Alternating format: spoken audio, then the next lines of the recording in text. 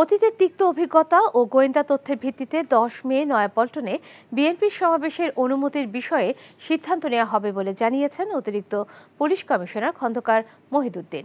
একই সাথে দলটিকে বিকল্প ভেন্যুতে সমাবেশ করার প্রস্তাব দেওয়া হবে বলেও জানান তিনি। দুপুরে ডিএমপি কার্যালয়ে সাংবাদিকদের তিনি একথা বলেন। যে অভিজ্ঞতা যেটি আছে সেটি তো সুখকর নয়। অনেক জায়গায় কিন্তু আমরা অত্যন্ত পজিটিভ থাকার পরেও, সংবেদনশীল থাকার পরেও, আন্তরিক থাকার পরেও আমাদের কিন্তু তিক্ত অভিজ্ঞতা গ্রহণ করতে হয়েছে। ওনারা কি করতে চান বা কি পরিমাণ লোক সমাগম হতে পারে, এক্স্যাক্টলি কখন শুরু করবেন বা কি করবেন, কারা থাকবেন, কিছু জানি না আসলে এখন পর্যন্ত বিস্তারিত। শুধু একটি ছোট্ট একটা চিঠি তারা দিয়েছেন, সেটি পাওয়া গেছে। বিকাশে কম খরচে ক্যাশ আউটের লিমিট বেড়ে 50,000, প্রিয় এজেন্টও 2টা।